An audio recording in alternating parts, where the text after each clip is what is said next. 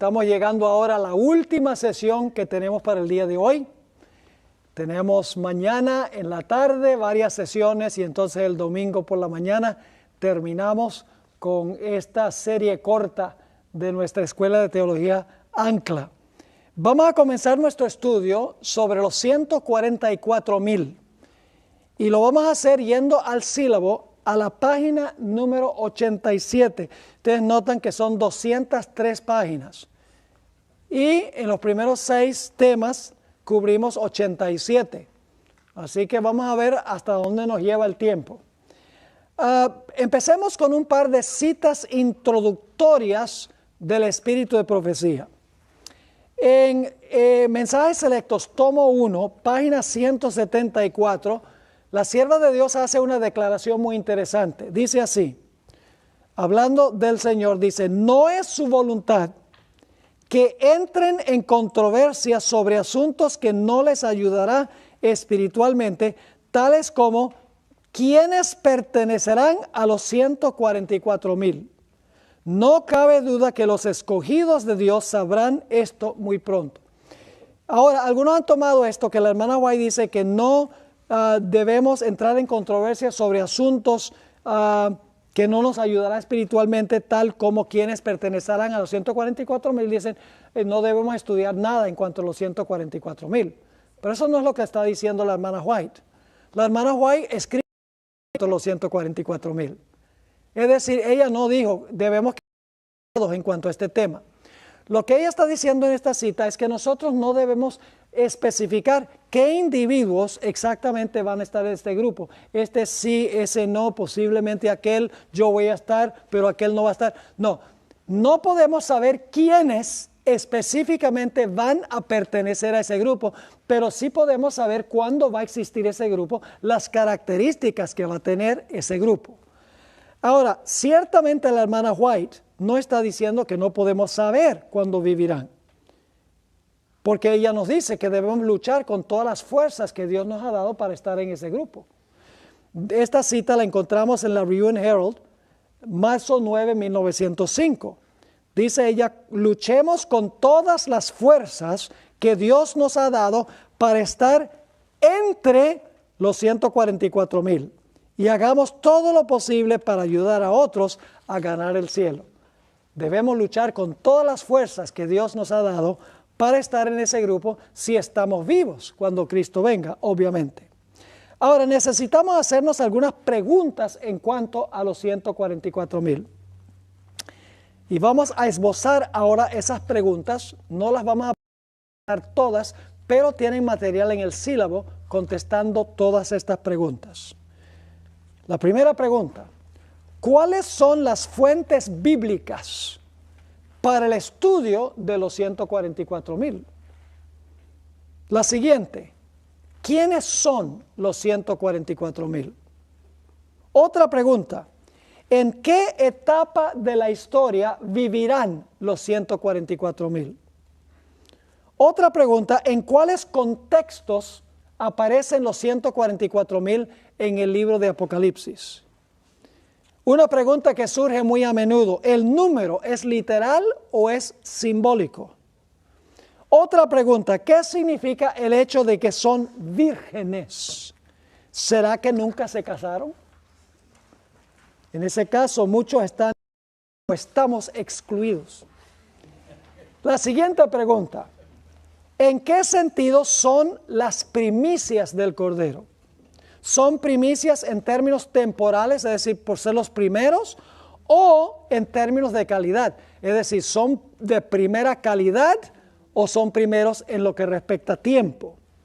Siguiente pregunta, ¿qué es el sello que recibirán los 144,000 en sus frentes? Otra pregunta, ¿se compondrá este grupo de judíos literales de las 12 tribus literales de Israel? Otra pregunta, ¿qué relación existe entre los 144,000 y la gran muchedumbre que nadie podía contar? La siguiente pregunta, ¿por qué están los nombres de las 12 tribus inscritos en las puertas de la Nueva Jerusalén? Otra pregunta, ¿por qué faltan las tribus de Dan y Efraín en la lista? La penúltima pregunta, ¿qué relación existe entre los 144,000 y los que salen del sepulcro en la resurrección especial? Y una última pregunta, ¿pertenecerán Elena White y Hastings en ese grupo? Porque la hermana White habló de una hermana Hastings, dijo, no se preocupe, le dijo al esposo, su esposa está sellada y estará con los 4,000, pero murió. Ahora es interesante notar la conjunción que usó la hermana White. La hermana White no dijo que iba a estar entre los 144,000, sino que la hermana Hastings iba a estar con los 144,000, que la conjunción es muy importante. Ahora, aún más importante, hay dos preguntas. Hemos hecho una serie de preguntas, pero hay dos que son las más importantes. ¿Cómo será el carácter de los 144,000? Porque si vamos a estar en ese grupo, vamos a necesitar tener el carácter. Y una segunda pregunta, ¿cómo pudieron desarrollar un carácter así? ¿Cuál es el carácter y cómo desarrollaron el carácter? Muchas personas vienen y dicen, pastor, queremos saber si el número es literal o es simbólico. Y entonces yo le digo, bueno, yo tengo muchas evidencias de que el número es simbólico, pero en realidad no importa. Porque al fin y al cabo, cuando lleguemos allá lo vamos a saber. Lo importante es que si tú estás vivo, mejor estés en ese grupo, porque si no estás en ese grupo, estás... Así que yo voy a darles razones por las cuales creo que el número es simbólico. Pero ese no es el punto importante. El punto importante es su carácter y cómo pudieron desarrollar esa clase de carácter. Ahora, hay varias fuentes de estudio para los 144,000, para estudiar el tema de los 144,000. Vamos a mirar eso, en primer lugar, del libro de Apocalipsis. El número específico, 144,000, aparece tan solo 2 veces en el libro de Apocalipsis. En Apocalipsis 7, 1 al 8 y Apocalipsis 14, 1 al 5. Pero el aparece en 2 otros lugares del libro. Así es que el libro de Apocalipsis presenta 4 retratos de los 144,000 y cada uno tiene un énfasis distinto. 2 veces se menciona solo el número.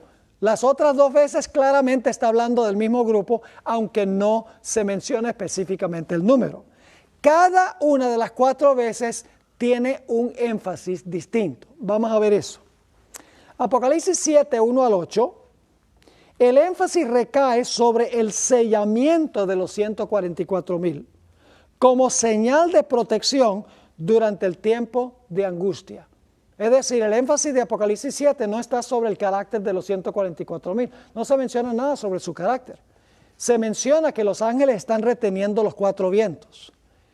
Y antes de que suelten los vientos, se va a poner un sello sobre los 144,000, porque cuando suelten los vientos, viene el cataclismo mundial, vienen las plagas, y es necesario que el pueblo de Dios sea protegido. Y solo los que tienen el sello van a gozar de la protección de Dios. Así que el énfasis de Apocalipsis 7, 1 al 8, es sobre el sellamiento de los 144,000.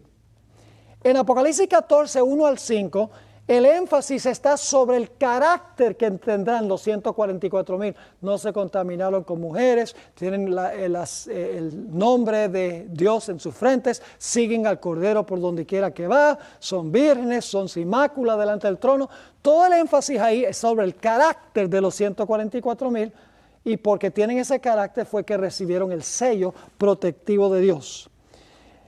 En Apocalipsis 15, 2 al 4, donde no se menciona específicamente el número, pero las características demuestran que son los 144,000, el énfasis recae sobre la victoria de los 144,000 sobre la bestia, su imagen, su marca y el número de su nombre. Ahí dice a Juan, inspirado por el Espíritu Santo, que él vio el grupo que había ganado la victoria sobre la bestia, sobre su imagen, sobre su marca y sobre el número de su nombre parado sobre el mar de vidrio. Es decir, ahí el énfasis recae sobre la victoria de los 144,000 en la crisis final. Y el último cuadro, a donde se menciona específicamente los 144,000, está en Apocalipsis 19, 1 al 8. Y el énfasis ahí recae sobre el himno jubiloso que cantan los 144,000, porque la ramera que derramaba la sangre de los hijos de Dios ha sido juzgada y vengada por parte de Dios contra la ramera. Así que en estos 4 lugares tenemos una mención clara de los 144,000. Cada uno de estos pasajes tiene un énfasis distinto. El sellamiento protectivo de Dios en primer lugar, el carácter en segundo lugar, en tercer lugar la victoria sobre la bestia, su imagen y su marca, y luego el himno jubiloso, porque Dios ha vengado la sangre de los santos sobre la ramera que ha derramado la sangre del pueblo de Dios. Pero al pie de la página 88 hay muchos otros lugares en la Biblia a donde aparece el concepto de los 144,000, aunque no se usa específicamente el número. Ahora yo quiero que miremos varios de estos pasajes, porque en realidad nos ayuda a tener un concepto global de los 144,000. Ahora debo enfatizar que no se menciona el número 144,000, pero claramente el contexto demuestra que viven en los últimos días y que tienen el carácter de los 144,000. Vamos a ver algunos de estas fuentes bíblicas. En primer lugar, la biografía de Enoc tipifica a los 144,000. Así que hay que estudiar la historia de Enoc. No dice la Biblia mucho de Enoc. Dice que tuvo fe, dice que caminó con Dios. Hay varias características que se dan de Enoc, y fue trasladado al cielo de entre los vivos. Es decir, nos ayuda a entender los 144,000, porque Enoc es un símbolo de los 144,000. Quiero leerles solo un par de citas donde el espíritu de profecía enfatiza este punto. Al pie de la página 89, ojalá que ustedes lean todas estas citas, son tremendas estas citas. Al pie de la página 89 nos dice: por medio de santos ángeles, Dios reveló a Enoc su propósito de destruir al mundo mediante un diluvio. Y también le hizo más manifiesto el plan de la redención. Mediante el espíritu de profecía, lo llevó a través de las generaciones que vivirán después del diluvio, y mostró los grandes eventos relacionados con la segunda venida de Cristo. Ahora, quiero leer la última cita que encontramos en la página 90. Dice en la última cita: Enoc fue tentado como nosotros. Vivió en medio de una sociedad que no era más amiga de la justicia que la nuestra. La atmósfera que respiraba estaba contaminada de pecado y corrupción, como la nuestra. No obstante, vivió una vida santa. Los pecados que prevalecían en la época en que vivió no lo mancillaron. Ahora escuchen la aplicación. Del mismo modo, nosotros podemos mantenernos puros e incorruptos. Enoc representaba a los santos que han de vivir en medio de los peligros y las corrupciones de los últimos días. Fue trasladado al cielo gracias a su fiel obediencia a Dios. De esa misma manera, escuchen la comparación ahora, de esa misma manera serán trasladados los fieles que estén vivos, y que encontramos esa expresión, que estén vivos y queden, en 1 de Tesalonicenses 4. Luego, los que vivimos, los que quedamos. Entonces captamos que los 144,000 son los que van a estar vivos cuando el Señor Jesucristo regrese. ¿Les quedó claro ese punto? ¿Vale la pena entonces estudiar en el espíritu de profecía la vida de Enoc? Nos ayuda muchísimo para entender qué clase de carácter tenía Enoc y cómo formó Enoc ese carácter. La hermana White dice que después tuvo su primer hijo. ¿Cómo se llamaba el hijo? Matusalén. cuando muera será enviado, significa ese nombre. Y murió el año que vino el diluvio. Exacto, su nombre era una profecía. Y fíjense que la hermana White dice que cuando tuvo a Matusalén, dice fue que se acercó más y más a Dios.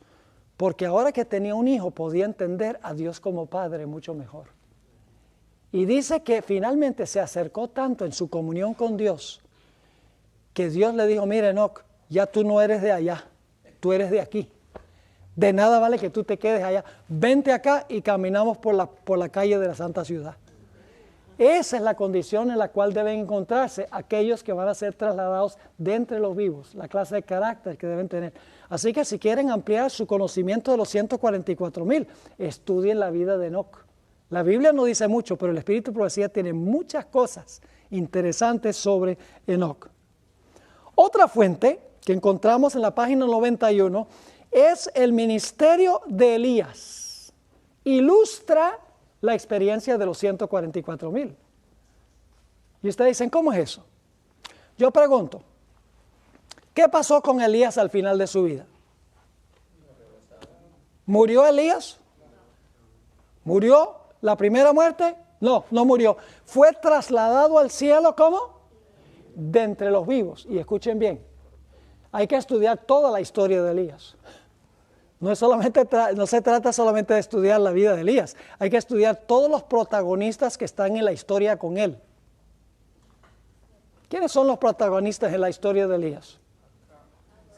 Hay un rey, Acab, con un carácter fácilmente influenciado. Había también en la historia una ramera. Lo dice la Biblia, era una ramera. Y era de carácter fuerte e influía sobre la mente de Acab para que Acab hiciera, para que el poder civil hiciera lo que dijera Jezabel. Y luego estaban los ayudantes de Jezabel que extendían su religión, que eran los falsos profetas de Baal. Y lo que imponían era la adoración a Baal, el dios Sol. Ahora están empezando a captar un cuadro interesante.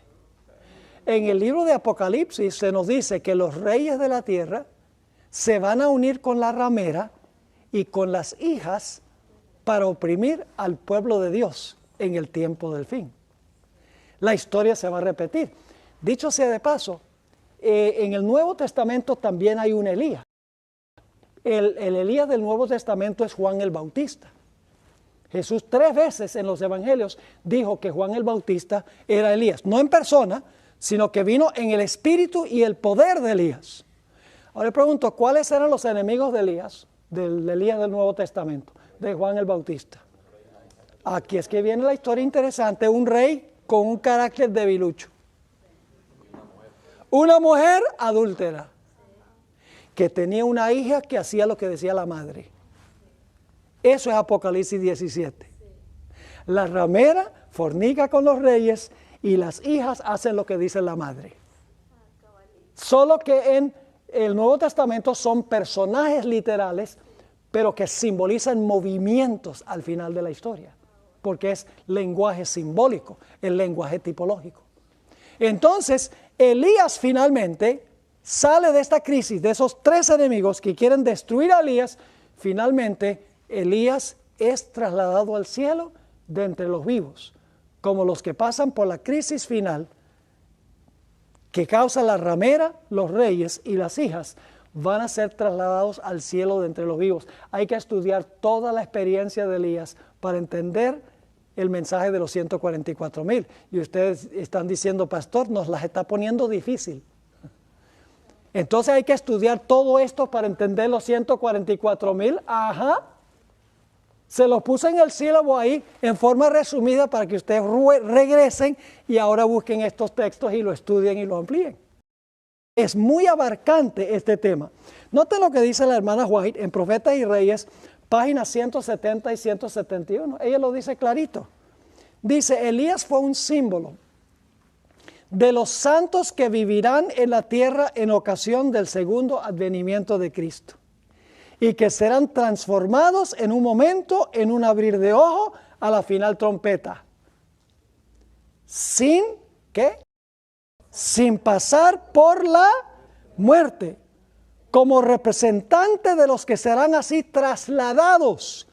Elías, cuando se acercaba al fin del ministerio en la tierra, tuvo ocasión de estar con Moisés al lado del Salvador sobre el monte de la transfiguración. Y debo decirles que ese monte de la transfiguración es algo espectacular, porque allí tenemos un mini reino. Recuerden que Jesús le dijo, esto se encuentra en Mateo 16, al final del capítulo, dice a los discípulos, dice, hay algunos aquí que no morirán hasta que vean al Hijo del Hombre viniendo en su reino. Eso tiene que haber sido una falsa profecía, porque todos están muertos y Cristo no ha venido en el reino. Pero es que hay que leer el capítulo siguiente. En el capítulo siguiente se habla de la transfiguración de Jesús, como se verá cuando venga en su reino. Dice que le brillaba el rostro como el sol, sus mantos se volvieron blancos como la luz. Y lo interesante es que en el monte allí se presenta para hablar con él Moisés, quien murió, resucitó y ascendió, y Elías, quien fue trasladado de entre los vivos al cielo. Es decir, en el monte de la transfiguración tenemos un mini reino. Tenemos a Cristo Jesús y tenemos los que van a morir y para ir al cielo y los que van a ser trasladados de entre los vivos. En el monte de la transfiguración tenemos un reino en miniatura. Y algunos de los que estaban presentes allí vieron a Jesús venir en su reino en el monte de la transfiguración. Y la Biblia dice quiénes eran esos algunos. Pedro, Santiago y Juan fueron los únicos de los discípulos que Cristo llevó a la cima del monte.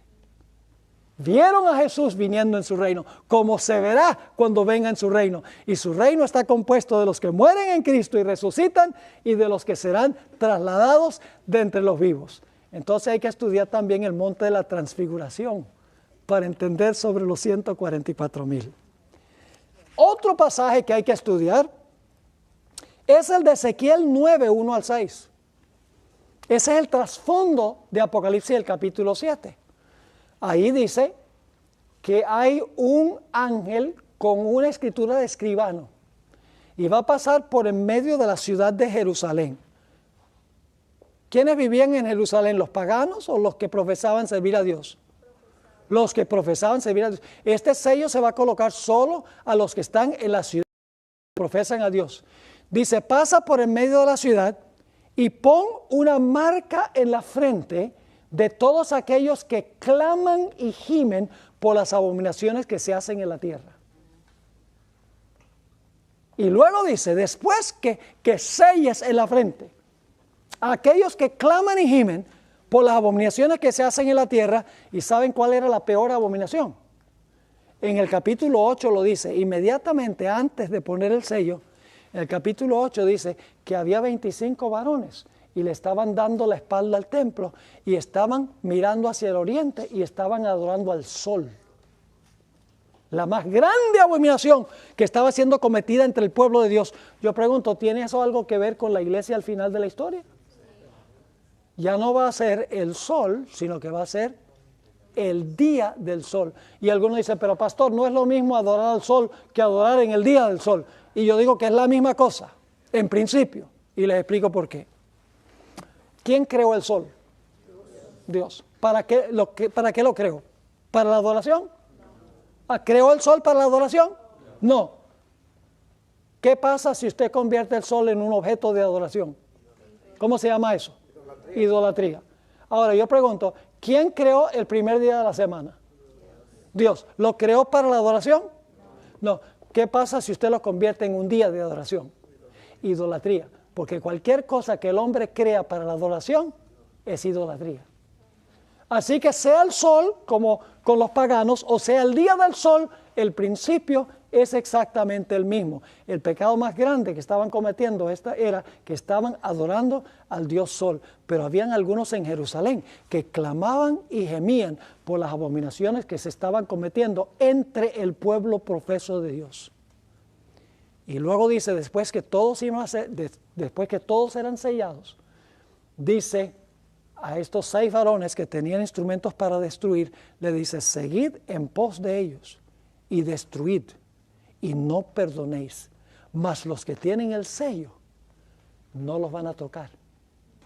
El sello tenía el propósito de proteger a los fieles de Dios que clamaban y gemían en medio de la destrucción que se iba a realizar. Yo pregunto, ¿será ese el trasfondo de Apocalipsis 7? Obviamente que sí. Apocalipsis 7 habla de retener los vientos y luego dice que cuando el sello es colocado, los vientos se sueltan y viene la destrucción. Pero los que tienen el sello no serán ¿qué? No serán destruidos. Ahora vamos a la siguiente página, página 92. Te dice, está volviendo abarcante esto, pastor. La Biblia tiene mucho que decir en cuanto a los 144,000 y la generación final. Joel 2 y 3. Fundamental para comprender los 144,000. Y Apocalipsis 14, 14 al 20, hay que relacionarlo con Joel 2 y 3. Ahora, no voy a cubrir más sobre eso ahora porque eso lo vamos a mirar en clases subsiguientes. El Salmo 15 ahí se describe el carácter de los que estarán en el santo monte de Dios. ¿A dónde están parados los 144,000? En el monte de Sión, el monte santo de Dios. En el Salmo 15, características, el carácter que tendrán los que se paran sobre el monte de Sión. Vamos un momentico allí, Salmo 15, y vamos a leer ese salmo. Es un salmo corto. Salmo 15 dice, y fíjense la pregunta que surge al comienzo del capítulo. Jehová, ¿quién habitará en tu tabernáculo? ¿Quién morará en tu santo monte? ¿Ven la pregunta? Es parecida a la pregunta con que termina Apocalipsis 6. El gran día de su ira ha venido, ¿y quién podrá estar firme? Aquí se pregunta en el Salmo 15, ¿quién habitará en tu tabernáculo? ¿Quién morará en tu monte santo? Fíjense la respuesta. El que anda en integridad y hace justicia y habla verdad en su corazón. En Apocalipsis dice que no fue hallado engaño en su boca, los 144,000. El que no calumnia con su lengua, ni hace mal a su prójimo, ni admite reproche alguno contra su vecino. Aquel a cuyos ojos es vil el menospreciado, pero honra a los que temen a Jehová. El que aun jurando en daño suyo, por eso no cambia. Quien su dinero no dio a usura, es decir, no es codicioso, ni contra el inocente admitió cohecho. Y luego vienen las palabras, el que hace estas cosas no resbalará jamás. ¿Quién podrá estar? Los que tienen estas características del Salmo 15. Noten el Salmo 24. Otro pasaje que habla de los 144,000. Y esta es la ascensión de Jesús, pero Jesús va a ascender más adelante con su pueblo también. Así que se aplica a la ascensión al final de la historia. Dice en el Salmo 24:3, ¿quién subirá al monte de Jehová? ¿Y quién estará en su lugar santo? El limpio de manos y puro de corazón. El que no ha elevado su alma a cosas vanas, ni jurado con engaño. Él recibirá bendición de Jehová y justicia de Dios, del Dios de salvación. Tal es la generación de los que le buscan, de los que buscan tu rostro, oh Dios de Jacob. Nuevamente el énfasis sobre el carácter de aquellas personas que serán fieles. Hay muchos otros textos. Tenemos que estudiar también la historia de Daniel 3. La historia de Daniel 3 ilustra la experiencia de la generación final. ¿Recuerdan ustedes la experiencia de Daniel 3? Se cumple el 13. Y el rey Nabucodonosor, quien por un tiempo vivió como bestia, literalmente, levantó una imagen. Mandó a todos a adorar la imagen.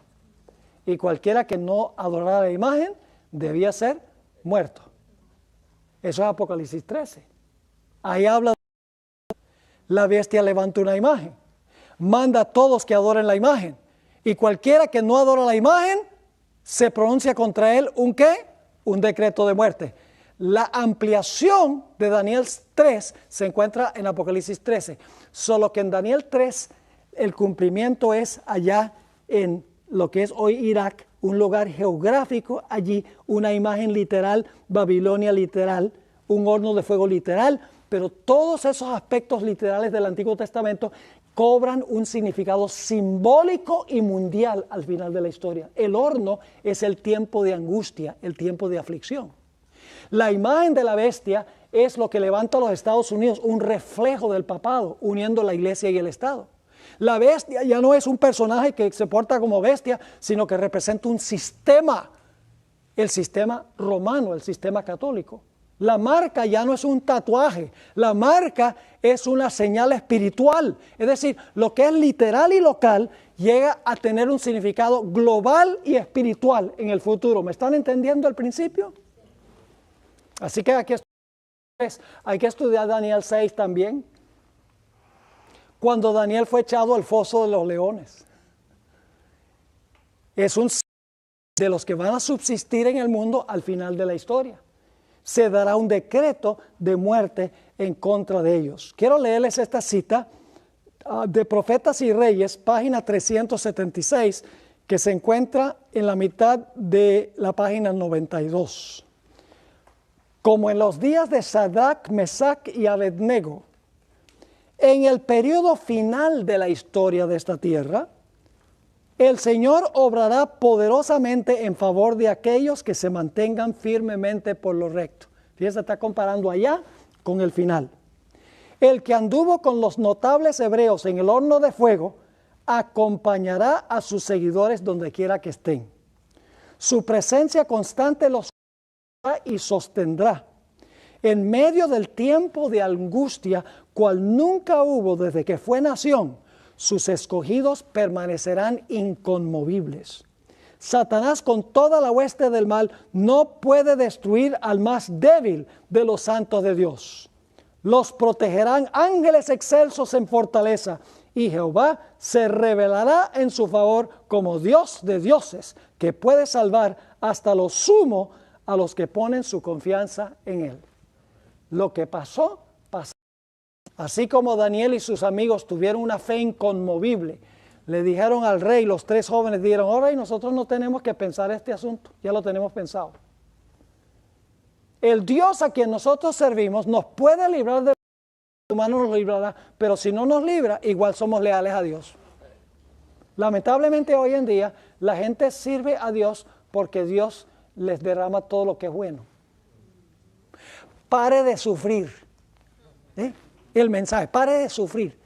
Dice, siembra una semilla financiera en mi ministerio y entonces ahora vas a prosperar y te vas a volver rico y vas a dejar de sufrir. ¡Qué maravilloso! Y la gente se come el cuento. Ahora yo pregunto, cuando el sufrimiento viene? Los que creen que Dios quiere que paremos completamente de sufrir, van a caer en un instante, en un momento, porque no han desarrollado la fe necesaria para pasar por las terribles crisis de la vida. Debemos agradecerle a Dios por los golpes de la vida, mis queridos hermanos y hermanas. Debemos agradecerle a Dios por las tribulaciones y las penas y las dificultades que tenemos, porque estas nos son permitidas para que desarrollemos una fe inquebrantable. Las pruebas aumentan nuestra fe, no son para romper nuestra fe, sino que son para aumentar nuestra fe. Otra historia que encuentran aquí, y esta la vamos a estudiar en detalle en nuestro primer tema de mañana en la tarde, Éxodo 14, espectacular. La Israel de Egipto en los días de Moisés, que es simbólico de la liberación final del pueblo de Dios al final de la historia de este mundo, la liberación de los 144,000 del decreto de muerte que ha sido pronunciado contra ellos. Hay un paralelo impactante entre lo que pasó en el Éxodo y lo que pasará al final de la historia con el pueblo de Dios. Y así sucesivamente. Éxodo, el capítulo 34, 28 al 35. Eso claramente se está aplicando al tiempo del fin. Zacarías 3, ¿recuerdan la experiencia de Josué y el ángel? Donde Josué está parado con harapos delante de Jehová. Y entonces está al lado de él acusándolo a Satanás, diciendo, este es inmundo, etc. Y entonces el ángel de Jehová dice, quiten las vestiduras viles y vístanlo de gala. La hermana White en Profetas y Reyes dice que eso se aplica a las últimas etapas del juicio investigador en el santuario celestial, cuando las vestiduras viles le serán quitados al pueblo de Dios y serán vestidos de gala, listos para pasar por el tiempo de angustia y para ser rescatados victoriosamente por Jesús cuando Él regrese. Y tenemos Malaquías 3, 1 al 5, Isaías 33, 12 al 17. Vamos un momentico allá a Isaías 33. Isaías 33 y el versículo 12 hasta el versículo 17. Y ustedes van a ver inmediatamente aquí una conexión interesante con los 144,000 por una pregunta especial que se hace aquí. Isaías 33 y empezando en el versículo 12. Y los pueblos serán como cal quemada, como espinos cortados serán quemados con fuego.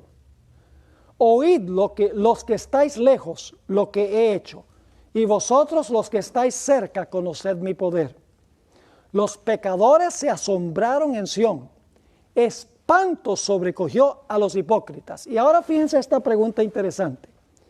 ¿Quién de nosotros morará con el consumidor? ¿Quién de nosotros habitará con las llamas eternas?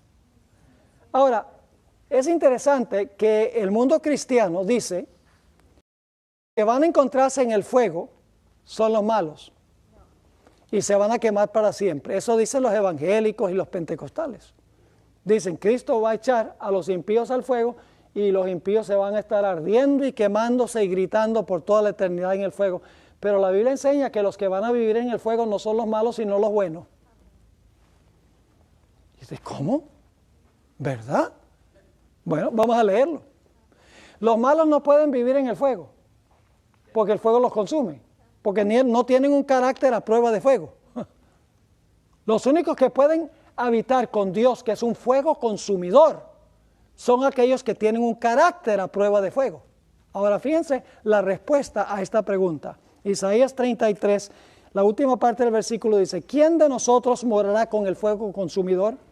¿Quién de nosotros habitará con las llamas eternas? Ahora viene la respuesta. El que camina en justicia y habla lo recto. El que aborrece la ganancia de violencias. El que sacude sus manos para no recibir cohecho. Los mexicanos le dicen mordidas. El que tapa sus oídos para no oír propuestas sanguinarias. El que cierra los ojos para no ver cosa mala. ¿Quiénes son los que van a vivir en medio del fuego consumidor y las llamas eternas? Los justos, no los impíos. Los impíos no pueden, el fuego los va a consumir. Ahora escuchen bien. El fuego es eterno, pero lo que consume el fuego no es eterno. Y usted dice, ¿por qué es que el fuego es eterno? Porque la Biblia dice que el fuego es la gloria de Dios. En Éxodo el capítulo 24 dice que el fuego en la cima del monte Sinaí era la gloria de Dios. Es decir, el fuego que consume a los impíos es eterno porque Dios tendrá su gloria eternamente. Pero lo que el fuego consume no es eterno. Entonces cuando leen textos que dicen que los impíos irán al fuego eterno, dicen, ¡ay! Van al fuego, van a estar quemándose para siempre. No, ellos no son eternos, lo que es eterno es el fuego que los quema. ¿Están entendiendo lo que estoy diciendo? Y el fuego, después que se apaguen, el fuego sigue quemando. El fuego, la gloria de Dios sigue ardiendo, pero el pueblo de Dios morará en medio del fuego porque tendrán un carácter a prueba de fuego. Y hay una ilustración bíblica que nos muestra esto en toda su gloria. Daniel, los tres compañeros de Daniel, en Daniel el capítulo 3. ¿Qué sucedió cuando ellos le dijeron al rey, mira rey, nosotros no tenemos que pensar esto. El Dios a quien nosotros servimos nos puede librar y de tu mano nos librará. Pero si Dios decide no librarnos, igual nosotros somos leales a Dios. Nosotros no vamos a adorar tu imagen. Olvídate de eso. Y como dicen los puertorriqueños, el rey se enfogonó. El rey dijo, así es la cosa. ¿Ustedes creen que son gran cosa? Allá les espera el horno, miren. Calentado 7 veces más que jamás. ¿Y qué Dios los va a librar a ustedes? Y los 3 muchachos, el Dios a quien nosotros servimos nos va a librar. Y fueron echados al horno. Y empezaron a pasear como si estaban en un jardín. Lo único que se consumió fueron las sogas con las cuales fueron amarrados. Se consumieron las sogas y empiezan a caminar ahí adentro, a pasear y tal vez silbando. Y entonces el rey Nabucodonosor, mire, dice, ¿no echamos nosotros a 3 ahí en el horno? ¿Cómo es que yo veo, no que veo 4 y el cuarto se parece al Hijo de Dios? Y él dice, ¿cómo sabía Nabucodonosor qué apariencia tenía el Hijo de Dios? La hermana White dice que Daniel se lo había explicado antes. Porque es el ángel, Jesús era el ángel de Jehová, el mensajero de Jehová en el Antiguo Testamento. Y Daniel lo había visto en visión. Así que Daniel le dice, mira, déjame decirte cómo es el Hijo de Dios. Ya le había descrito. Y ahora Nabucodonosor lo ve y dice, ¡wow! El Hijo de Dios está allá adentro. Y entonces manda a sacar a los 3 jóvenes del horno. Los 3 jóvenes tenían un carácter a prueba de fuego. Pero ese era un fuego humano. Pero aquellos que se salven tendrán un carácter a prueba de fuego eterno. Estarán en las llamas, pero el fuego no los consumirá. ¡Qué glorioso! Ahora vamos a la página 93. Nos quedan solamente 16 minutos. El tiempo pasa demasiado rápido. Yo no sé qué pasa con ese reloj. Yo creo que es en la sala de control que están adelantando ese reloj demasiado rápido. Es que hay mucho material que cubrir. Yo tengo un miembro de iglesia que la razón por la cual empezó a venir a la iglesia, dice, a mí me dieron una serie de 6 cassettes hace muchos años, donde Pastor Bohr predicaba 6 temas sobre los 144,000, y dice, yo me preguntaba, ¿cómo se puede hablar en 6 temas de los 144,000 si se mencionan tan poco en la Biblia? Es que no se mencionan tan poco en la Biblia. Se menciona muchísimo en la Biblia. Lo único es que si están esperando buscar el número, no lo van a conseguir. Pero el concepto de aquellos que van a vivir al final de la historia está en la historia de Daniel 3, está en Ezequiel 9, está en la historia de los 3 jóvenes en el está en la historia del éxodo de Israel de Egipto, que es lo que vamos a estudiar mañana en la tarde. Una abundancia de textos que tratan sobre el tema de los 144,000. Ahora vamos a mirar las características de los 144,000. Y no creo que vamos a poder terminar esta lista. Continuaremos mañana. Vamos a anotarlas una característica por una. Tienen el nombre del Padre de Jesús sobre sus frentes. ¿Quién tiene control de su lóbulo frontal? Dios tiene control de su lóbulo frontal. Ahora pregunto esto. ¿Una persona que posee su mente posee todo el ser? Sí, Señor. Si Dios posee tu mente, Dios te posee completamente a ti, porque el que posee la mente posee también la conducta. Tener el nombre de Dios en la frente significa tener su carácter. El nombre en la Biblia es un indicio del carácter. ¿Qué está tratando Satanás de poseer? La mente. Por eso ha inventado música mundana. Por eso ha inventado películas mundanas. Por eso ha inventado novelas, videos, drogas y alcohol que afectan directamente el cerebro. Porque Él no quiere que la gente se pueda comunicar directamente con Dios. Porque Él sabe que si puede poseer la mente, puede poseer todo el ser. El carácter se forma en el lóbulo frontal. Ahí es que se toman las decisiones para vida o para muerte. El nombre de Dios está escrito ¿dónde? En sus frentes. La segunda característica. Entonan el cántico de Moisés y del Cordero. Ahora, eso lo vamos a analizar en nuestro primer tema mañana en la tarde, el cántico de Moisés y del Cordero. Muy interesante eso. Yo me preguntaba por mucho tiempo, ¿por qué los 144,000 cantan el cántico de Moisés y del Cordero? ¿Qué tiene que ver Moisés con la liberación final? Decía yo. Y entonces me puse a pensar y dije, ¿será posible que la liberación de Israel en el Mar Rojo, en los días de Moisés, es paralelo a la liberación final del pueblo de Dios? Y encontré un paralelo impresionante que les voy a compartir en nuestro primer tema de mañana, a donde lo que ocurrió cuando atrapado en el Mar Rojo y parecía a punto de perecer, venían los egipcios para acabar con ellos, pero luego se secan las aguas, se dividen las aguas del Mar Rojo y luego las aguas del Mar Rojo se lanzan sobre los egipcios y los ahogan.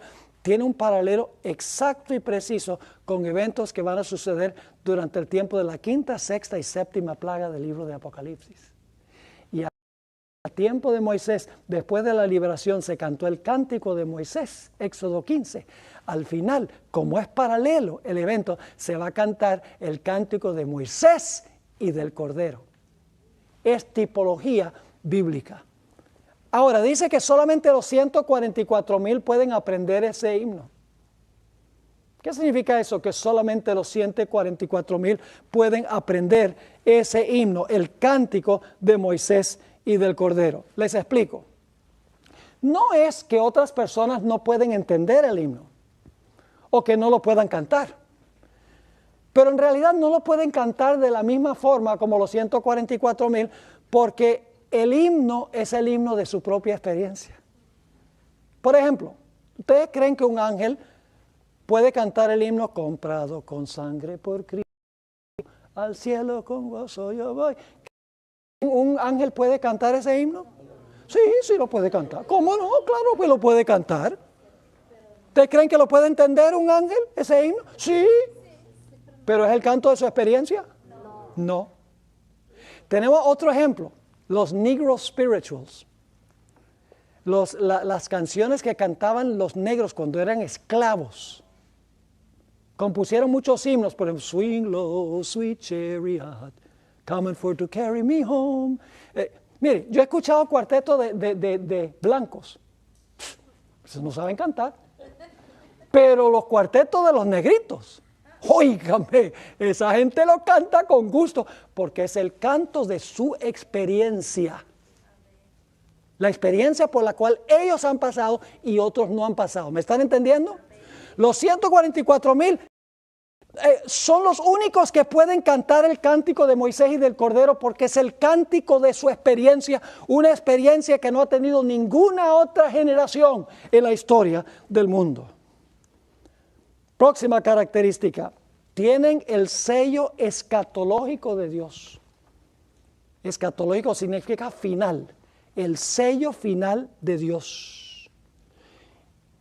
Y vamos a analizar en uno de los temas que vamos a trazar antes de terminar esta clase, ¿qué es el sello de Dios? Porque la Biblia parece ser contradictoria. Y la hermana White parece ser contradictoria. Digo, parece. No son contradictorios. Por ejemplo, hay textos en la Biblia donde dice que el sello de Dios es el Espíritu Santo. Y hay otros textos donde claramente se dice que el sábado es la señal. La hermana White también tiene citas donde dice que el Espíritu Santo es el sello y tiene textos a donde la hermana White dice que el sello es el sábado. Entonces uno dice, bueno, ¿y cómo uno entiende eso? ¿Qué es? ¿Es el Espíritu Santo o es el sábado? En realidad vamos a encontrar que son ambas cosas. Hay que saber relacionarlas una con la otra. Y vamos a estudiar un tema completo sobre el sábado como el sello espiritual de Dios. Y si no alcanzamos a cubrirlo todo, ahí está en el sílabo. Hay 2 temas sobre el sello escatológico de Dios en el sílabo. Pongan esto allá en el archivo. Está hecho para estudiarlo, de cosas importantísimas para esta época de la historia. Así que el sello de Dios, tienen el Espíritu Santo en su vida y eso se manifiesta en la observancia del santo sábado. Es la señal externa de una relación interna con el Señor. Fueron redimidos de la tierra. La siguiente característica, fueron redimidos de la tierra. Es decir, fueron pecadores, porque fue necesario redimirlos. Fueron pecadores, pero ganaron la victoria sobre el pecado. Dice que son vírgenes, que no se contaminaron con mujeres. Y algunos dicen, entonces no pueden haberse casado. Quedamos entonces descartados todos los casados. No. Yo les pregunto algo. Cuando un hombre y una mujer se casan, de acuerdo a lo que dice, ¿eso contamina? ¿Un matrimonio contraído de acuerdo a las pautas de Dios contamina? No. Yo pregunto, ¿cuándo es que se contamina? Cuando una persona tiene relaciones ilícitas con alguien con quien no está casado.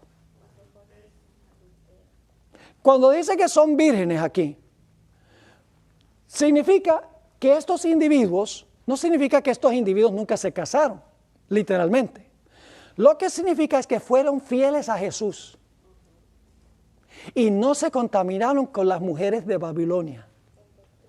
No se contaminaron con las hijas de la... Se mantuvieron fieles en su relación matrimonial con el Señor. ¿Están conmigo? Es decir, son vírgenes en ese sentido. No que nunca se casaron ni tuvieron relaciones con una esposa. Dice, siguen al Cordero por donde quiera que va. Como Enoc caminó con Dios, paso a paso. Es más, ¿saben que la hermana White dice que nosotros vamos a tener que seguir a Jesús al Getsemaní? Y vamos a tener que seguir a Jesús a la cruz. Y vamos a tener que seguir a Jesús a la corte de Pilato si estamos vivos. Vamos a pasar por las mismas experiencias odiosas que les pasó a Jesús. Lo vamos a seguir por donde quiera que Él va.